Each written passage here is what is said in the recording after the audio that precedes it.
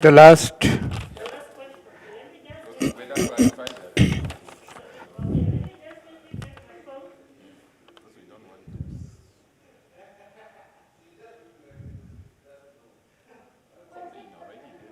we should also clear this thing of wherever people see government cars, it's government garage. This own fleet, we must make that distinction clear. Yeah, yeah.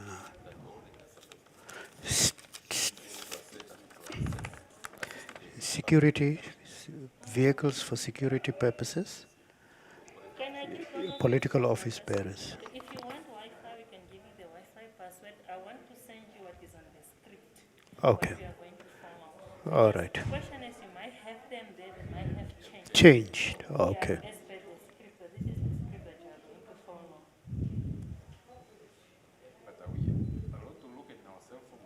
Yes, you can. That's what I'm saying. You can during the discussion if you want to make reference to something. Solely for the discussion and not you now going to and smiling 081, and laughing and what. 081, Um,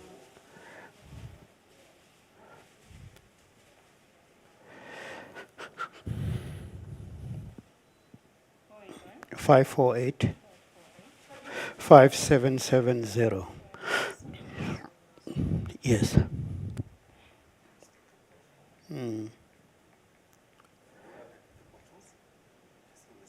Okay. They must be on the side, huh? Not Not supposed just to here. be. Okay. So you have All access right. to it here. All right. When the throat gets really dry.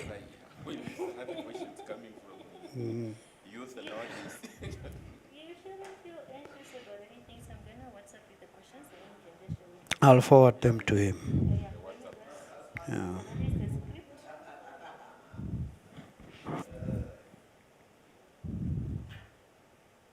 that is the script. So that is the script. You can Okay. just go through. If there's certain questions that you're uncomfortable, Wi-Fi is the same as the. It's this one, and the password is this. Just copy exactly as it is. Okay, I've sent it to you, Nenande.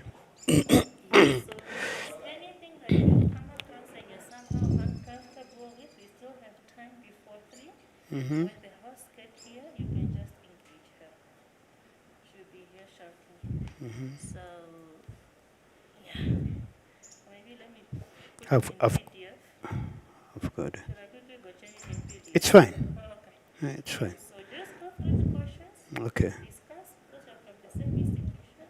Should there be anything that you're not comfortable with or unfamiliar, discuss it now, source for responses from the office, and yeah, anything else, you might inform the house. Thank you. All right.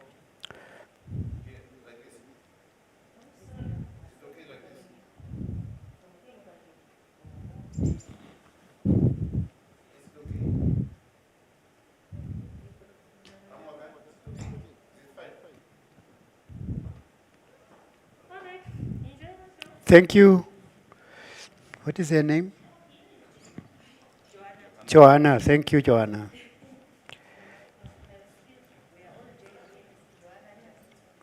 Joanna and who? You are Justine. Okay.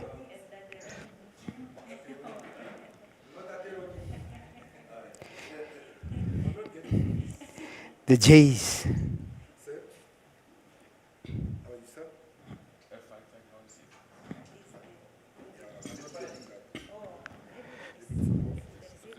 1 2 1 2 1 2.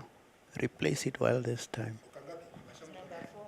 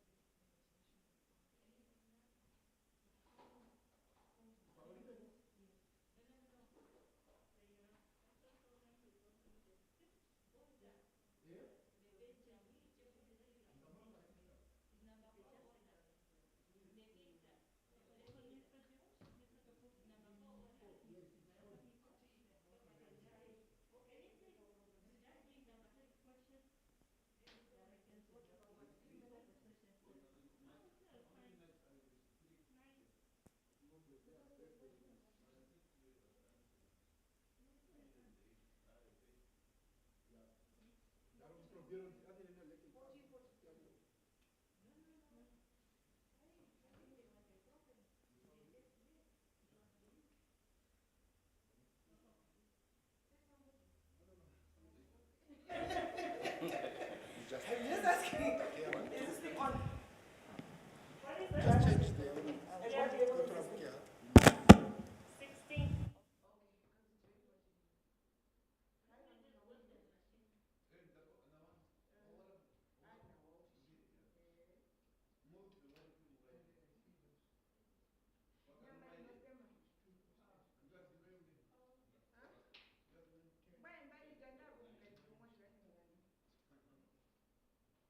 So the shouting and the screaming and giving orders. Osho karira munda unokuzai. Osho bigi yekusekela ra. Woga sekela kosekela ra. Anyhow, sorry about that. I was giving them a chance to mic you guys up. I'm sure she informed you. My name is Shianwa Desire Kahiha. I'm your host for the afternoon. My apologies for Desire. yes, desire, like in the dictionary. Yes. Nande Amakali. Is that how I pronounce it? Deputy Director, Government Garage Division. Okay, very good. George Kapofi, Chief Works Inspector, Correct. same division. Okay.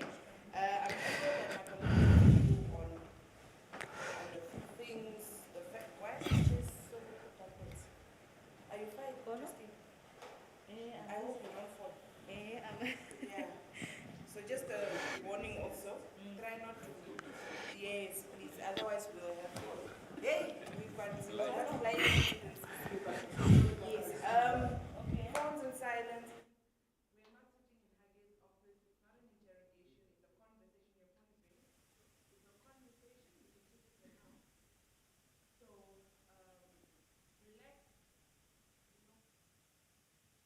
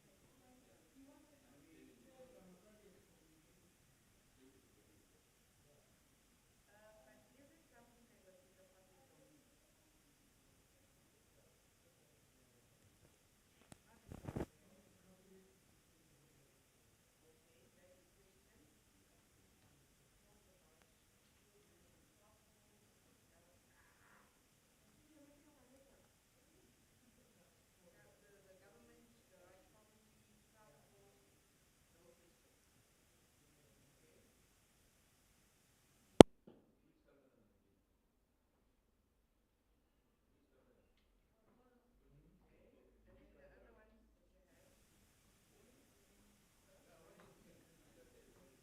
Yeah, that's what. Yeah. Mwaka, can you hear me? Mwaka, can you hear me?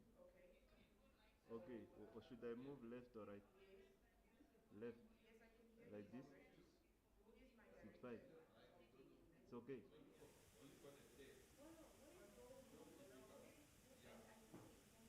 The one, the headroom is enough. Put your volume up a bit. Put your volume up a bit. I can hear you. All right. Light back on because it helps them to know.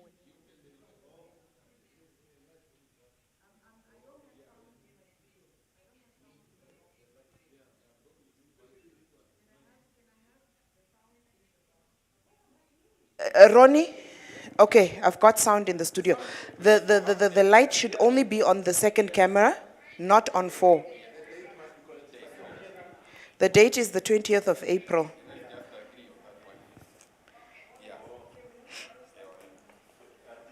Yes?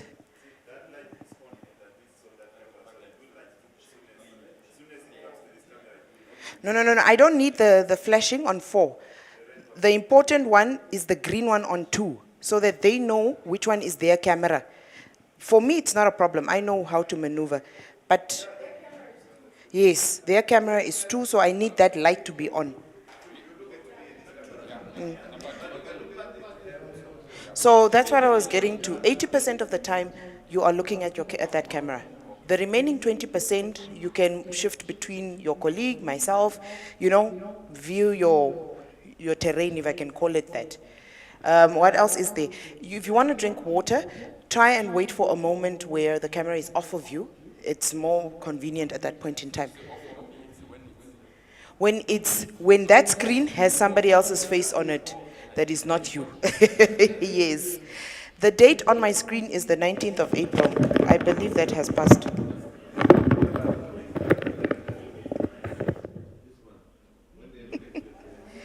And control room, who Mic is test. This one is okay? Who is my director in my ear? Number 4. Yes. I mute all of them for now. I mute all of them, yes. I'm hearing you. Yes, you're the one who can't hear me. The date for the Your program mic is the is previous off. date. Your mic is off. Oh, for me. I can hear you. Waka, can you see me?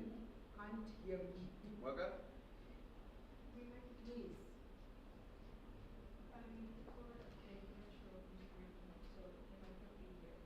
Okay, no, that's fine. Yeah. Waka, is it okay? Are you fine? Yeah.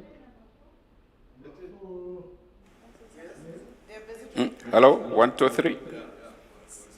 1, 2, 3. Okay. Okay. Mwaka, can you hear me? Okay, that's very good. Should Ronnie do something? Oh, he must just stand there and look pretty. Okay. Apparently you should look pretty, not handsome. And then also the date here on my screen says the 19th of April. Yeah. Oh, sorry guys, it's been a while. It's not my fault. It's been a while. What else? What should I do?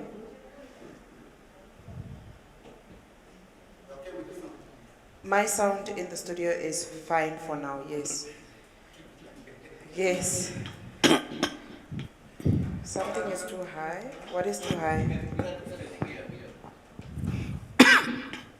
Mwaka, Ronnie is saying he's getting tired of standing there. Justine, please come fix your mic. I think I did something to it. Who is giving the COVID update? Okay. I don't know what I did. Oh, Because mine's too close going to with the minister. Okay, thank you.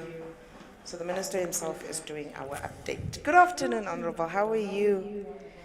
No, it's a blessed day. Waka, are you done?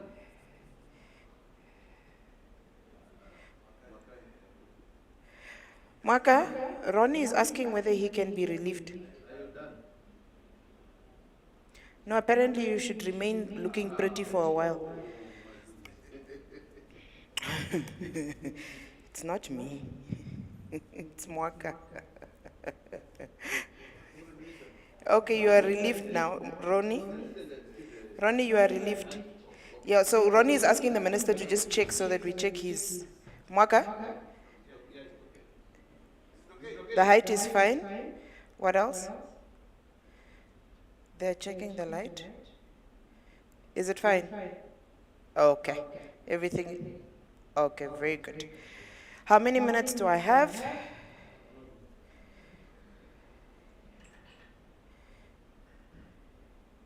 You're waiting on NBC. Okay. Oh, yes. Another thing that I noticed is these particular questions are not allocated. So I will just pose the question, and whoever works with that particular subject just takes it on. If you feel you can't answer it, or it's not yours, or you've answered half, you can Then you always add compliment on. each other. Yes. Yeah. But this is your expertise, so you guys can just juggle it around.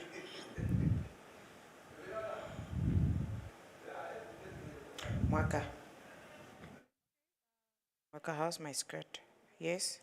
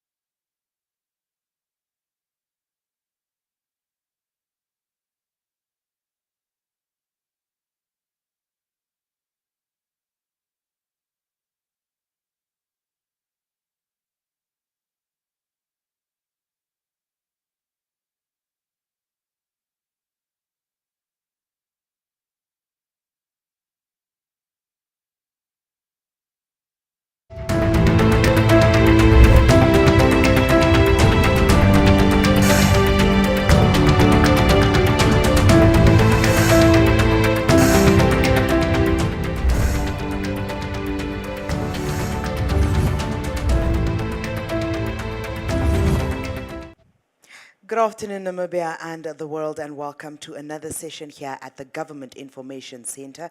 I am your host for the afternoon, and my name is Shianwa Desire Kahiha. The topic for this afternoon, we are looking at the operations of the Namibian government garage, and we've got two panelists who are well vested in this particular subject that will be guiding us through the various mandates that they carry, what their operations are, and the challenges that they might be facing at that particular place of work, pardon me. But before we get into that, we would like to call on our very own Dr. Kalumbi Shangula, who will be giving us the COVID-19 update for the 19th of April. Good afternoon, Doctor. How are you this afternoon? Good afternoon, and thank you very much for having me. Good afternoon, esteemed panelists, dear fellow Namibians. I will share with the public the COVID-19 report for the 19th of April 2022. We have received a total of 759 results from the laboratory in the last 24 hours reporting cycles, and out of those, 28 of them have tested positive for COVID-19, which represent a 3.6% positivity ratio. Of this, 27 are new infections and 1 is a reinfection. It's made up of 18 males and 10 females. 17 males are all new. The age range from 10 years to 80 years. They are as follow: Comas 20 from Windhoek, Erongo 4, 3 from Wolf's Bay and 1 from Swakopmund, Kunene 2 from Korihas and 1 from Ochodanjupa in Ochiwarango districts. Among these cases, there are 6 learners, and they are all from different schools. There are also 2 students, 1 teacher, and 1 healthcare worker. 5 cases are fully vaccinated, while 23 are not vaccinated. 5 cases have recovered. 3 from Umsati region and 2 from Otjoljupa region. The number of active cases now stand at 396. 7 of them are currently in the hospitals in 4 regions. We don't have anyone in the ICU. All those 7 who are hospitalized are not vaccinated.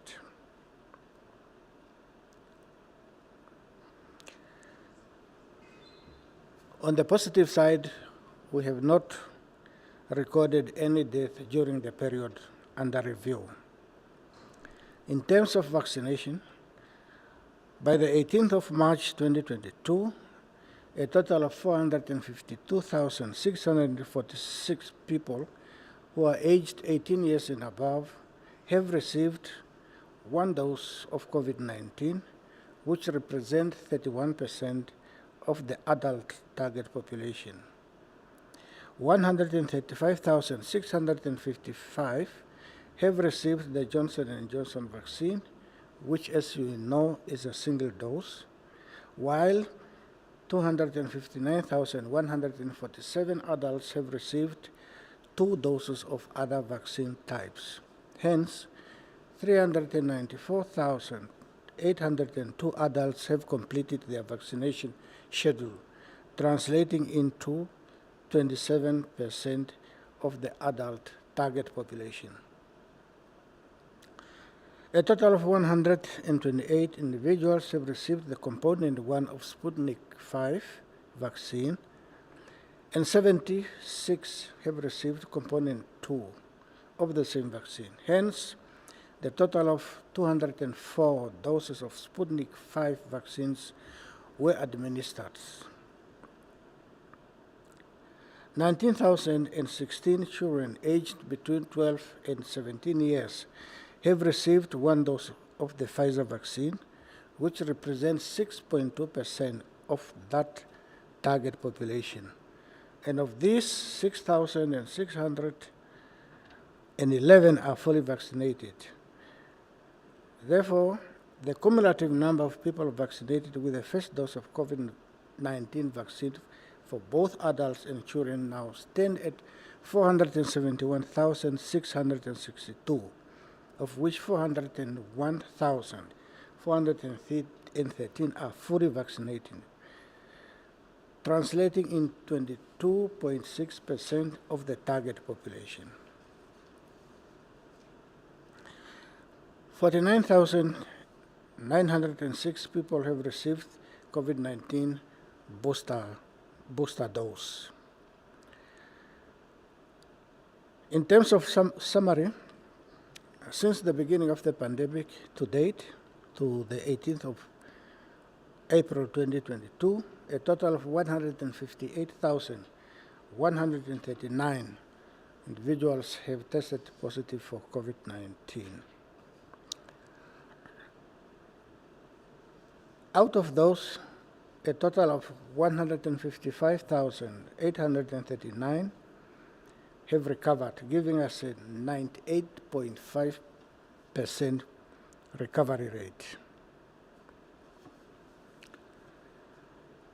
COVID death stands at 3,690 and COVID-related deaths stands at 332, giving us a total death due to COVID-19 at 4,022. So far, we have tested 997,927 samples for COVID-19. The total number currently who are in quarantine is 174. As I conclude my update, I wish to remind ourselves that winter is just across the corner. We all know that during winter time, when it's cold, people tend to be indoors with closed windows, closed doors, lack of air circulation, lack of proper ventilation. And that's the time, if among them one is infected, that the transmission of infection is very high. Therefore, again, we remind ourselves that before that time, it is time for us to get vaccinated so that when winter proper arrives, we are fully protected. That concludes today's update, and I thank you. Thank you very much, Honorable Minister, and thank you for your non-tiring heeding of the public on the fact that COVID-19 is still amongst us. As the Honorable reminded us, winter has started actually, so it is of utmost importance for us to now more than ever ensure that we put on our protection gear and try and mitigate any form of outbreak of COVID-19 with regards to the spiking of numbers. Clearly, the infections have started picking up. Coming back to this afternoon discussion, as we said, the topic this afternoon, we're looking at the operations of the Namibian government garage. And I have two panelists with me in the studio this afternoon who are from the division of government garage under the Ministry of Works and Transport. With us, we've got Mr. Nande Amakali.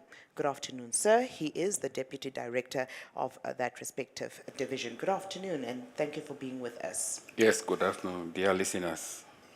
We're also having Mr. George Kapofi, who is the Chief Works Inspector in that division as well. Good afternoon, sir. Good afternoon, ma'am. Good afternoon, listeners. Yes. Getting straight into it, we would like to Oh. know, what is the mandate of Government Garage? Yes, the government garage, it's have a mandate of providing safe and reliable, cost-effective transport to the officers, ministries, agencies in the government to enable them to deliver the services and also to assist the communities, especially with when it comes to the transportation of drought relief foods and also the national events programs of the government. And also the maintenance of the fleets that's operating under government garage. Okay. Yeah. You spoke about fleets and ensuring that other services have mobility with regards to vehicle allocation, things like drought relief programs and so on. Now, under the fleet provision and management, this is actually a very crucial component of any operations of any institution. And at the same time, it is one of great complexity. Can you please give us an insight on how Government Garage assists OMAS in the smooth running of their fleet operations? I think we can give this to Mr. Kapofi, and we're looking at components or elements such as vehicle acquirement, maintenance thereof, the registration of these vehicles, and so forth. Thank you, Ms. Kahia, for the question. Yes, the government garage, in fact, plays a very important role. I would call it in the background. Many ministries, offices, and agencies that needs to acquire vehicles would normally come to the government garage to get specifications as to what type of vehicles they would need, the terrain they would want to operate in, and so we provide them with specifications, and they would use that to place their bids, and invite the necessary suppliers to supply them with the vehicles. For vehicles that are not under the management of the government garage, agencies, offices, and ministries keep their own database. Okay. They would keep their own, or the suppliers would register the vehicles on their behalf, and that comes as part of the package with the bid or the tender that is advertised. And In addition to that, we also help ministries, offices, and agencies with technical inspections when they feel like vehicles are not performing as well after a couple of years. We would come in and do technical inspections. That would in turn be sent to Treasury for approval for the vehicles to be retired. Or in complex repair cases such as engines, components, differentials, they would always come to us and seek technical advice, whether it's still worth it to repair the component, or is it better to buy a new one, or altogether write off the vehicle. Okay. Yeah, so there's a lot of background assistance that we give to OMAS, even those that are running their own fleet. Okay. Yeah. Staying with you, Mr. Kapofi, you Yeah. mentioned something with regards to the maintenance, the assistance of acquiring vehicles. Do we understand you correctly that OMAs basically only get guidance, but they buy their own fleets? Or is it some that buy their own fleets, but others have fleets that are allocated from The gov- the Ministry of Works pool of fleets? Can you give us clarity on that one? Yeah, I certainly, Ms. Kaya. Yeah, we have, you can say two types of fleet. We have what we call own clients that directly get supplied vehicles from our pool of vehicles. And then you have offices, ministries, and agencies that run their own fleet. So they procure them themselves, they maintain them themselves, they fuel them themselves. Okay. As I said, they only come to us in complex technical matters. Okay. And then you have the pool of vehicles that we supply to office, the majority of ministries, offices, and agencies. Yeah. Mind you, we run a fleet of about 3,200 vehicles countrywide, with 11 centers countrywide. And just imagine. And those vehicles are directly under our jurisdiction for maintenance and eventually retirement at the end of the day. Okay. Yeah. Okay. Coming to you, Mr. Amakali, there have been complaints. I'm sure if you know anything in the media is to go by as well, there have been complaints about the turnaround time at government garages, with vehicles standing months on end at these premises, and the operations of OMAs in turn get affected due to the lack of transport.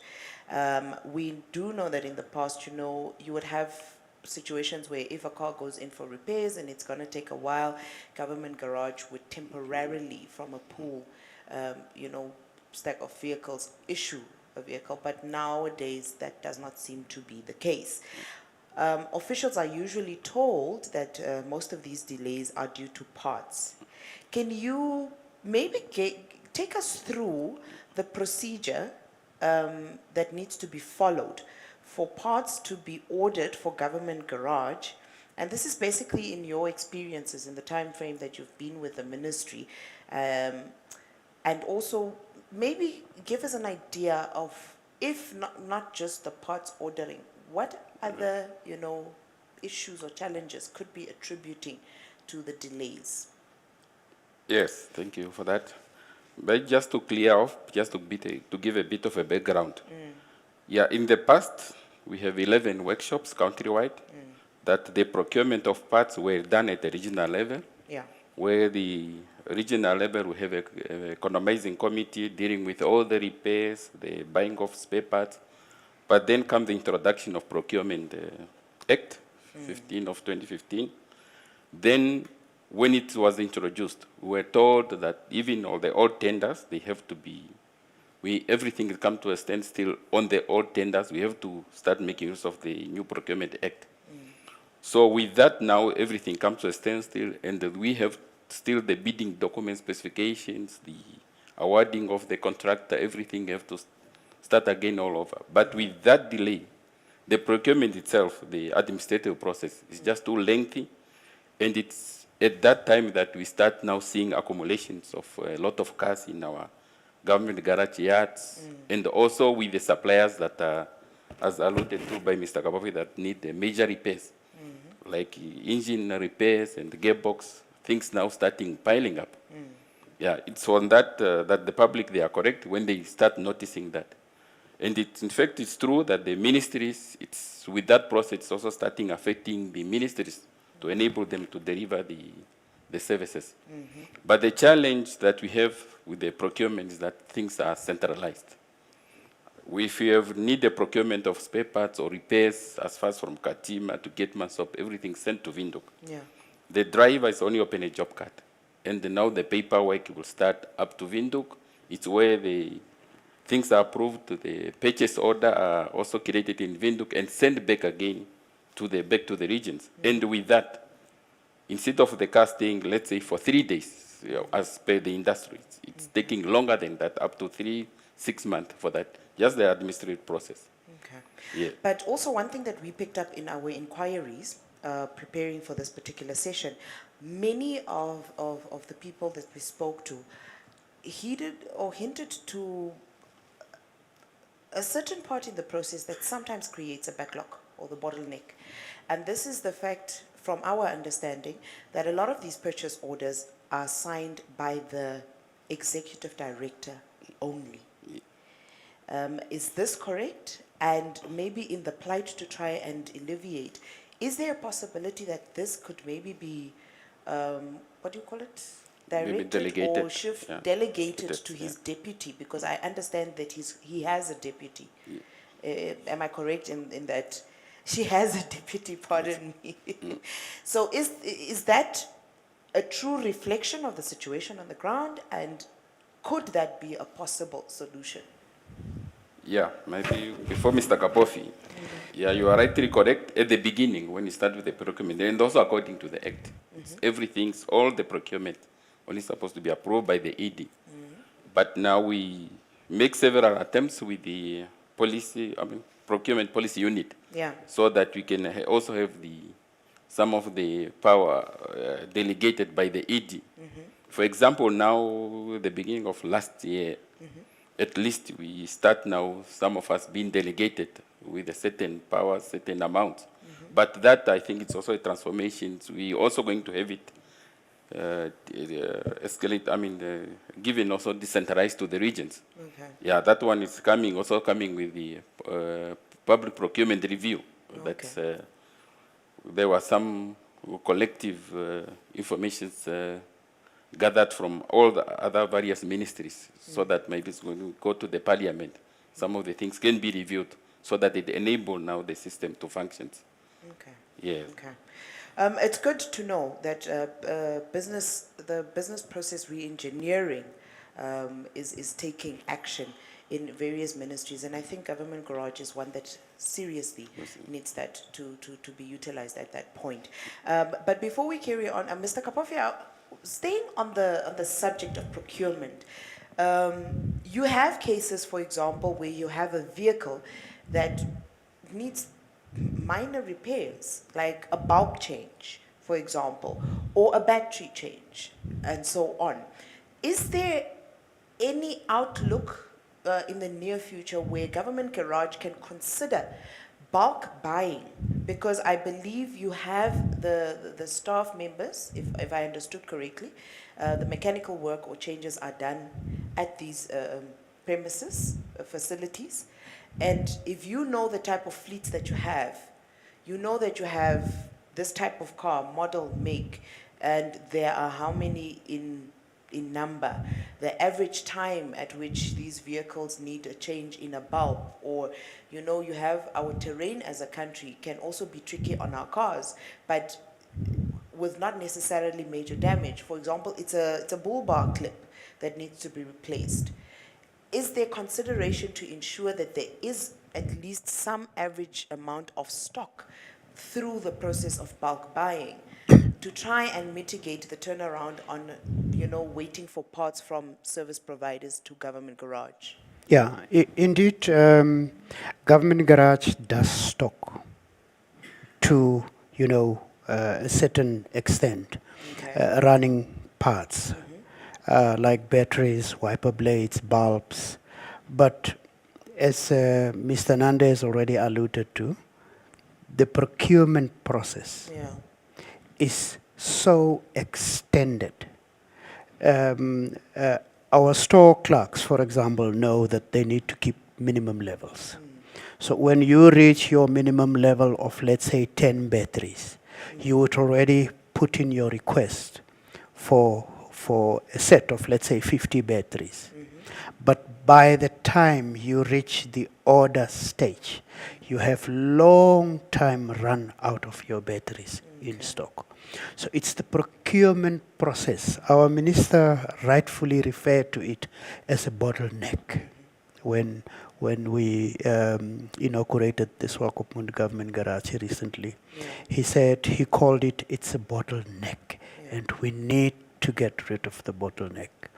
And one way to get rid of the bottleneck is like Mr. Makali referred to, is to decentralize the process Yeah. so that small procurement can take place at the center of action. Yeah. Where, for example, Katima has an economizing committee. They can immediately approve bulbs or batteries or wiper blades and procure and get the cars moving.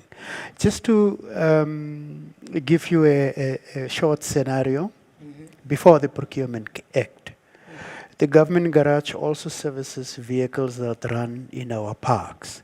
Your Nokloof parks, your Etosha parks, your whatever parks.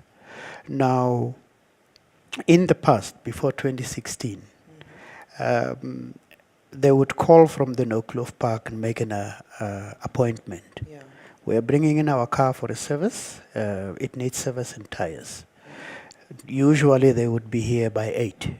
It's quite a distance from Nokloof Park. And that vehicle could go in, and by 1 o'clock, we could call that client and say, your car is done. It's serviced, tires are fitted, it's tested, it's ready for you to travel back to Nokloof Park. That's how we were rendering services. But that has totally changed with the Procurement Act. It has contracted the way we do things. Yeah. And to be frank, you cannot run a fleet on a system like that.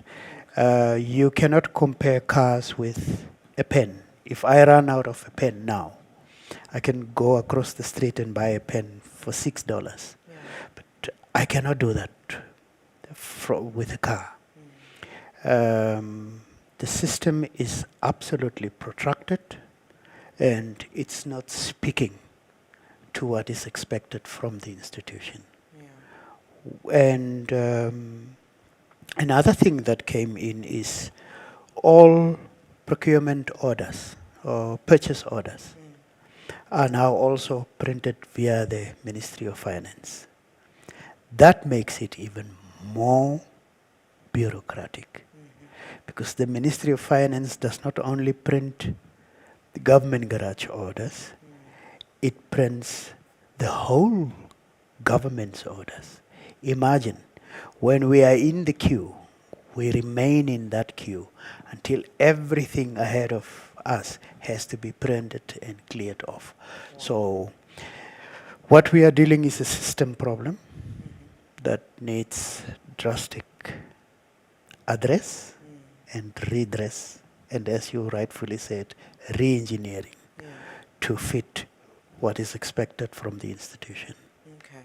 Yeah. So basically, it's if we are understanding you correctly, it's our ministries or OMAs are so interlinked that when you're trying to overhaul a system in one ministry, it automatically affects the system in another ministry, because, for example, as you are stating, purchase orders, the printing thereof, now is done at the Ministry of Finance, meaning they need to re-engineer their processes with regards to the printing of purchase orders to try and deal with that bottleneck there, so that you, in your ministry or OMA, can deal with your bottleneck. With our need. Yes. Our need, we are expected to render, it's a fast lane service that we yeah. expected to render. Our services that we render is a fast lane service. So you need to shorten your period of repairs, and it depends on the logistics of supplying parts. If that logistic of supplying parts is not in order, you cannot run the fleet effectively. You have a piling up of vehicles. I can just give you also an indication slightly. Imagine we receive about 30 jobs request, 30 or more, just in Windhoek. Inflows of vehicles that need either this or that, a bulb, a battery, a tire, or a service. Now, if all those things are piling up every day, imagine you are talking about over 300 vehicles a week. But the process does not respond with the influx of vehicles. Yeah. That is the big problem we are sitting with. Wow, definitely a big one. Yeah. I think we are starting to gain a little bit of understanding what creates some of these bottlenecks. And I think the biggest thorn that we are identifying here is our procurement process, our system. And I think our leaders need to assist or come in and assist to try and mitigate the problem without necessarily affecting too many other things negatively, because I'm sure the system was put in place to try and avoid other issues that caused it to be put in effect. At this point, we would like to actually remind you that you can be part of our conversation. You are welcome to call us in the studio. Our number here is 061 400-397. 061 is the area code, 400-397. You can also find us and place your comments or questions via our Facebook page. You can find us at Ministry of Information and Communication Technology, Republic of Namibia. That's on Facebook. You can also find us on YouTube. Our handle there is MICT Namibia. MICT Namibia. We are live streaming via both these platforms, so you are very much welcome to add your voice to the conversation.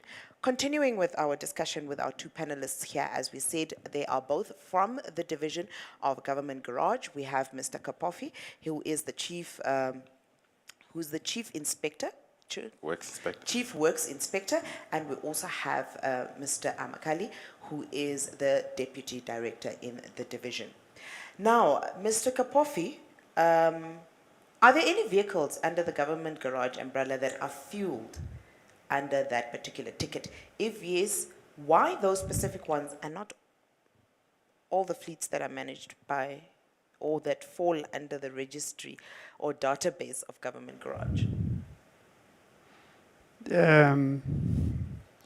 Nande, would you take that one? Yeah, maybe just to clear that one or to answer that one. Yeah, we have a specific fleet that's run under government garage where we do the maintenance. We also do the fuel management. Yeah. Yeah, although we are recovering our fuel cost expenses from those ministries as they consume those fuel. Yeah, but there are ministries that are running their own fleet. For example, Mines, Minister of Finance, Minister of Labor. They are also managing their own fleet depending on whether they are using the fuel card or bull fuel. Okay. Yeah. So all the ministries that are within our fleet, so we also manage that fleet on their behalf. I mean, fuel management on their behalf. On their behalf, okay. Yeah, although we invoice them as we are also invoiced depending on the fuel that they have consumed. Okay. Yeah. So, just so that we understand correctly, for example, I am driving the vehicle for my ministry. I have, through the right procedures, I gain this card, I go to a fuel station, I fuel up this car. The invoice from that station goes to government Government garage. garage, yes. Okay, and then government garage Invoicing. invoices my ministry Yeah. for the fuel that I consumed. Yeah. Okay, we're just trying to look for clarity to make sure that there is better understanding on the runnings of government garage and where they interlink with other ministries and how they recover their costs with regards to these elements of cost consumption. Staying with you, Mr. Amakali, petrol prices. That is a hot topic all over That's the a hot world, topic, yeah. not just the country. They have definitely escalated, and we just wanted to know, has this had any major effect on the operations of government garage in any way? If yes, what are the possible solutions that the Ministry of Works and Transport is looking into to try and mitigate these problems? Yeah. Maybe just to clear off that one, when the fuel price increased, I think it's increased across the board for all the industries participants, Yes. to the public, to the taxis, public transport. Yeah. So government has garage is also no exemption, or government in general. But probably what we can say is it's about the coordinations Yes. of the trips, coordinations of the usage of government cars, so that all the planned programs can be combined. Yeah. Another good example, although it's not related to the fuel consumptions, is the directive of the president on the fuel capping for the political office bearers. Okay. That have put the limitations. Yeah, to all political office bearers, that they have a certain quantity of liters that they can consume for on a monthly basis. Okay. Yeah, that's also another things that we also appreciate from His Excellency. And it's working. It's although that it's unfortunately now, instead of the fuel expenses to reduce, now we have also the fuel prices going up. So somewhere we will meet the balance. Yeah. No. Yeah. That's actually a good suggestion, I believe. But is it something that you could look into with regards to day-to-day operations of all the ministries that are under your management, fuel consumption management? And in your experience, do you think it's realistic or viable, It the can- capping on, Yeah. on fuel consumption? Yeah, it's also teaching us now that with the COVID, with everything, that we have to start doing something new. We have to see how we're going to survive. Because the government really, when it's come to fuel, it's something that's costly. It's one element that's too costly. And the discretions, it's on the each individual EDs of those respective ministries to make sure that their programs are coordinated to assist the government, that not having 3 officials traveling, each one driving a government car. Where it's possible, they have just to be combine the trips. Okay. Yes, and also make use of the services at the regional level, that we can travel together here, although we have a different activities at the region level, we can make use of cars at the regional level, or joining the other staff members. Okay. Yeah. So there's a lot of factors that the each EDs have to start making use of it, to start considering. Yeah, because at the end of the day, all the monies are coming from Minister of Finance. Yes. Okay. Mr. Kapofi, what challenges are you experiencing as a division, and what can generally be done to enable smooth running of government garage? And I know that you did speak earlier on the procurement process, but away from that, what other challenges are you faced with? Thank you, Kahia. The government garage is an institution that was inherited from the previous dispensation, 1990.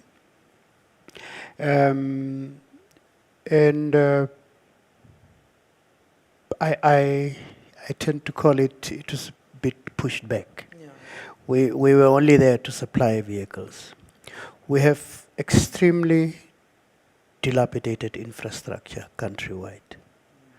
We have, although there's something positive that came up recently, we have just constructed and inaugurated the new Swakopmund government garage, which is positive and we would love to see that happening countrywide. Yeah.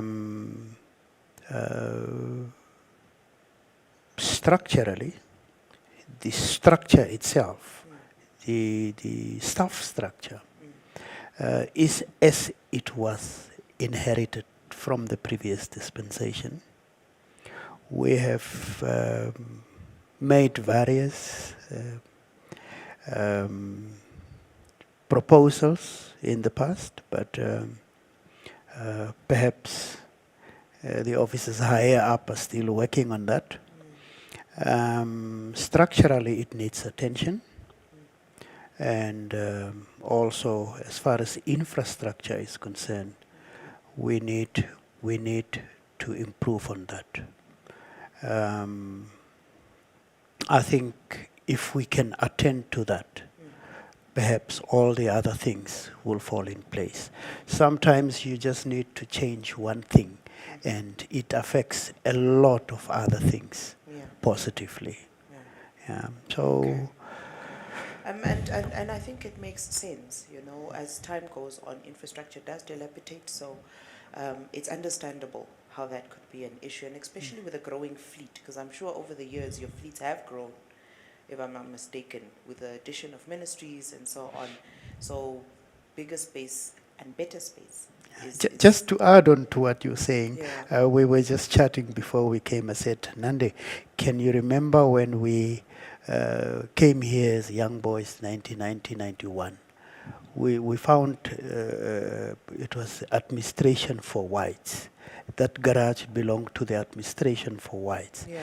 And they had something like 100 vehicles that resorted under the administration of whites. So they could handle that. Yeah. That same structure is handling 3,000 vehicles. Many ministries were created, offices, agencies. A lot of things happened. As the country grows, government grows. But the institution that is supposed to supply that mobility has sort of been pushed back and forgotten. So it's about time that that institution gets attention also. Yeah. No, understandably so. Just a reminder, our call line is open. You can add your voice to the conversation. You're highly welcome to do so. Our number in the studio, area code is 061. The number is 400-397. 400-397. On Facebook, we are live streaming through our Facebook platform as well. Ministry of Information and Communication Technology, Republic of Namibia. That is our handle on Facebook. You can also find us on YouTube, and our handle there is MICT Namibia. MICT Namibia. We're live streaming through our social media platforms. You can pose your question or comments via those platforms as well. Otherwise, give us a call. We continue with our conversation here in the studio, and we would like to find out, Mr. Kapofi, does Government Garage have enough staff complement, especially looking at the services that you need to provide, or are they understaffed? Yeah, thank you, Kahia. I think we could do better. Okay. As I mentioned earlier, we have a structure that has never been reviewed over the past 32 years. We could do better, but as we speak, we are good. Okay. We are good. We might need here and there, like if you look at your far away places like Opuo, Korigas, Katima, the structure is really lean for the amount of work that needs to be handled at a time. So Windhoek is relatively good. Keetmanshoop could also get a little bit of review in terms of structure.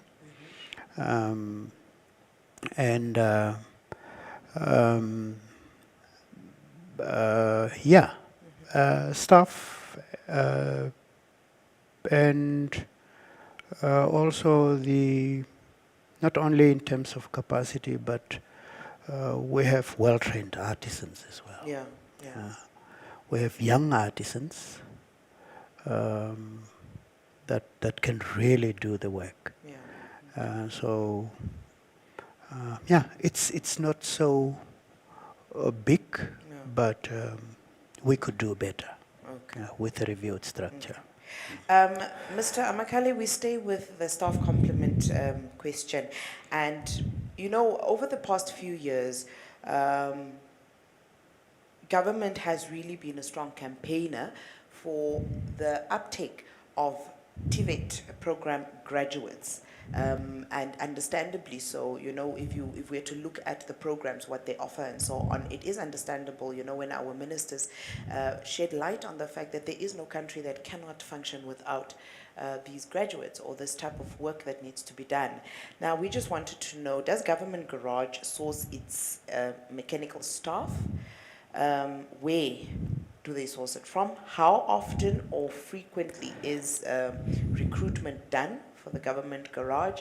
And does it take any TVET program graduates, seeing that, as I said, government is a strong campaigner, even in the form of internship? Just to answer that, you are rightly correct.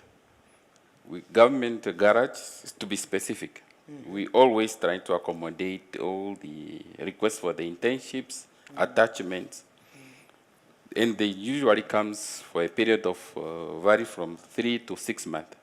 But it's only unfortunate to as Mr. Kapofi have make it clear, the structure itself. We are unable to recruit them. It's only when the vacancies become open that we are able to recruit. Yeah. So we really get the good trained artisans from our VTC or others training institutions. Yeah. Yeah, the programs are there. We are making use of them. It's only unfortunate we cannot expand. We are still operating on that lean structure that since 1990s. But where we have retirements, resignations, we always fill in those trained artisans. Okay. From either from private institutions, companies, they're also joining the government. Okay. Yeah. Okay. Staying with you, Mr. Makali, we would like to find out, we do know that you have something called an integrated fleet management system. I believe, is that correct? Is it in usage? If yes, what is it? Can you shed a little bit of light to us what that is? If it's still in planning, what is the idea behind implementing it? Yeah, I think for any fleet management, whether it's been a government or any private, you need a good fleet management system, Okay. which is now from the inception when the car is procured up to the car is disposed. That system is supposed to carry out all that reportings, capturing of the data. We also have the component of financial management so that we're able to tell also the maintenance cost. Yeah. Yeah, Yeah. from when the car was procured until it gets disposed. Okay. Yeah, that's also make the life easier, whether it's on the maintenance side, when you book in the car for service. When did you book it in? What need to be done? All that it's supposed to be under that systems, the registrations of the cars, when it will be due for the renewal of license. So in fact, they integrate, you cannot deal with that fleet of that magnitude without the integrated fleet management system. Okay. Yeah, it's only that now the one we have, it's just outdated, although we are in the process of getting a new one that even recording the tires, the lifespan of the tires. When somebody procure a tire, for example, in Ochivarongo, he cannot in the same day or the same month procure tires in Kidmanso. Okay. Yeah, and also the changing of batteries, all that. So the integrate is a must to run the fleet efficiently and at a cost-effective way. Okay. Yes. Mr. Kapofi, we have certain incidences where our government works with NGOs, for example, you know, other organizations with assistance, for example. Okay, I don't have any of them right now. But sometimes when the partnership reaches its end or maturity stage, and these NGOs have to hand over or do away with their assets, they sometimes should I say, donate them to the government, and this includes vehicles. We would also just like to understand, what is the process of converting these vehicles to become government assets? Do they become the property, or do they fall under the fleet of the Ministry of Works and Transport as a whole? Or do they then fall under the fleet or ownership of that particular ministry that was working with that NGO? And what is the process of that transfer of ownership? Yeah. Yeah, the Treasury instructions, State Finance Act is very clear on that. Any property that is donated to the state, or the state donates to anybody else out there, has to be approved by Treasury. So first things is, if the NGO indicates that it's rounding up its services in the country, they would offer the vehicles to the state, and we would now in turn initiate the process of getting Treasury authorization Yeah. to take on the fleet as government property. And only with authorization from Treasury Yeah. can we do so. Let's say the vehicles were assigned to Ministry of Health Yeah. during the NGO's operations, or they were assisting health, for example.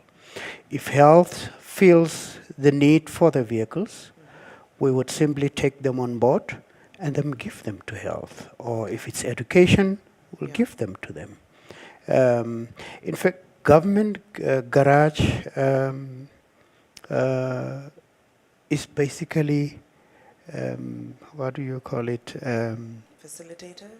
Yeah, we facilitate that Process. that processes. The vehicles are not for us.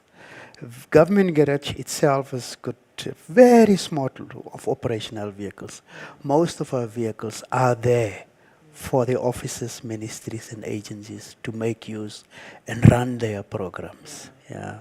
So we do not get to keep vehicles for just keeping them, because it's not within our mandate. Our mandate is to acquire, distribute, maintain, Yeah. and dispose. That's our mandate. Okay. Yeah. Short and to the point. Thank Yes. you, Mr. Kapofi.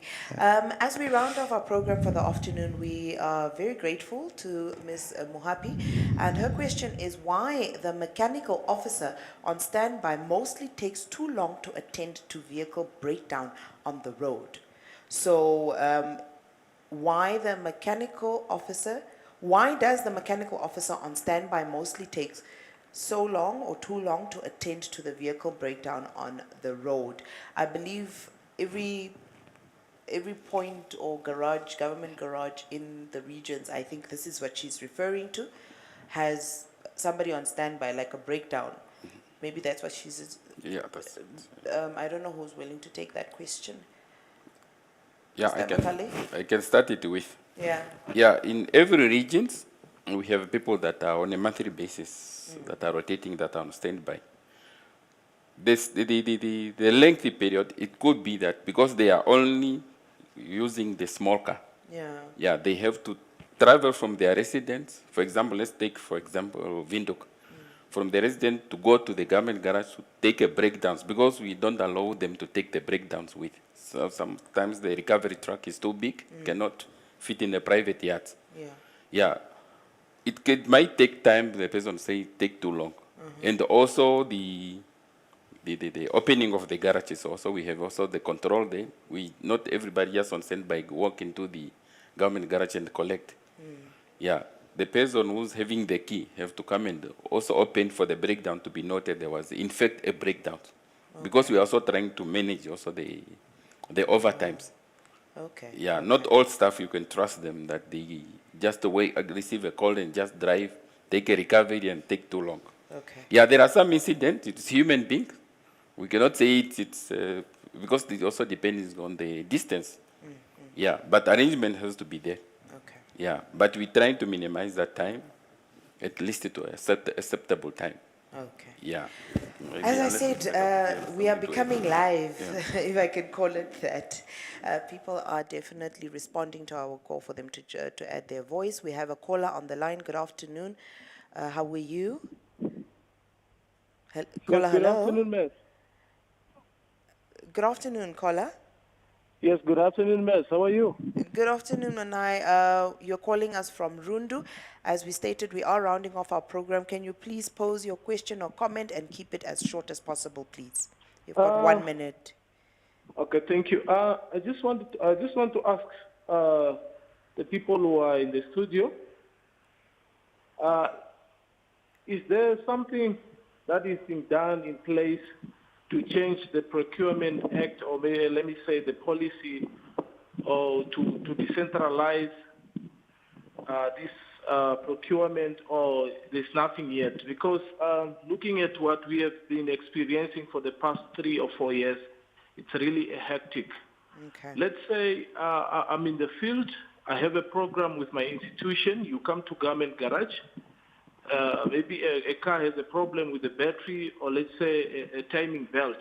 When you come there, you open a job card, and then they will tell you you have to surrender this vehicle because we do not have spare parts now. Yeah, so we have to send your job card to Windhoek, and then you have to wait. Okay. While your program is supposed to run throughout, or maybe, yeah, you're supposed not to stop the program. Okay. So at the end of the day, your program is it's affected. You won't able to continue because there's no other relief cars which are there. All the cars are being parked due to the problems. Okay. So I don't know now.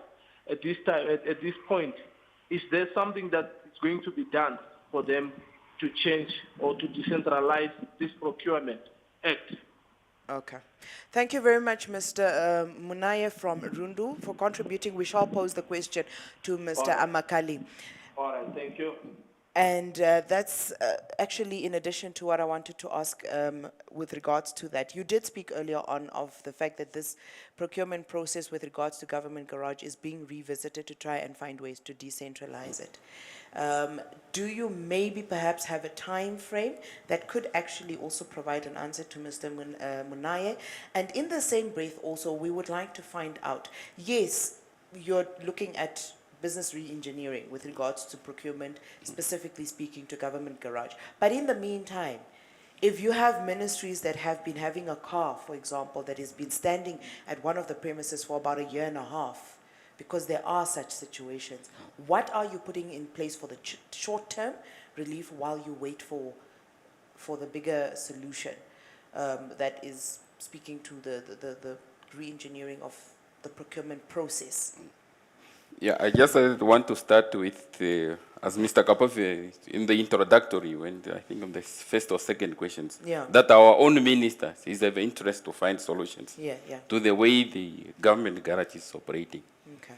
Whether it's being a review of procurement, our minister is really hands-on. Yeah. He wants to see changes. He's also not happy with the government car that has just parked. The people are not getting the services. Yeah. Yeah, the other challenge that we have, it's the procurement. Yeah, we have, I don't know, maybe the people that are committee members, because these things, like the cars are aging, Yeah. and the demands are out there. Like now we are heading to winter, for example, when you talk about batteries, these are not things to buy once off. If you have 100 cars, at least you must already have, let's say, 30 batteries already on standby. Yeah. But these things are not happening because the procurement, they believe that once they procure in January, there must be no continuity of the procurement. Yeah. Cars are there to consume. Yeah. Most of the parts are consumable parts, whether brake pads, batteries, those things are needed every time.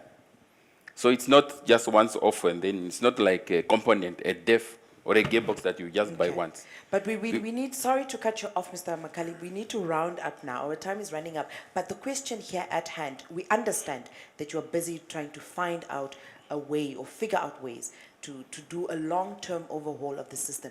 But with the current situation right now, what are the measures that are being put in place while you do the bigger overhaul? Yes, Mr. Kapov, to come. Maybe I can just add Yes, please. to what Mr. Makali has said. We have put on proposals to the minister as such, and eventually to the ED. The immediate solution is to decentralize procurement. Okay. Yeah, certainly. Would The- that be temporarily to try In and, the- and get rid of the issue, the current issue the right current, now? yeah, Where yeah. you have certain cars that just need a battery, but it's been standing at your garages for about a year. Or certainly that would be addressed. If Okay. we can get the system, the procurement system, decentralized so that small procurement can occur But at that a would take regional forever. basis. No, That's why we're asking now. No. Now, in the next, let's say, 6 months, yeah. what is the proposal that you have on the table? The proposal Because is the bigger overhaul can take a while. No, the current proposal is decentralized procurement. As we said earlier, procurement is now centralized. Okay. All procurement takes place from Windhoek. The processing of documents, of requisitions, and all the document takes place in Windhoek. Now, what's going to happen is we are going to, they were in existence, Yeah. reactivate the procurement, not procurement committees, but economizing committees. And the regional managers with their teams would be able to, if you come there and say, I've run out of batteries, Yeah. they could within 1 hour Okay. replace you with the battery or tires or Okay. whatever. So if That's the immediate. if I understand your answer correctly, for the immediate solution, we're looking to have a temporary reactivation of our economizing committee Yeah. at all levels with regards to our regions Yeah. to try and speed up the issue of Procurement. months on end vehicles standing, especially those with very minimal issues. Hmm. Bigger solution is to look at the business re-engineering of the procurement process when we come to these particular services. For that, we have no choice but to swallow that as our bitter bullet for now, and hopefully this does come into play in the next few months, I hope. We will hold you to that. Thank you very much for being part of our conversation this afternoon. Thank you very much to our panelists who made the time to be with us. It is not a very easy topic to handle, especially now when all eyes are on you. We are very grateful. But from myself, Shianwa Desire Kahiha, and my production crew, bye-bye.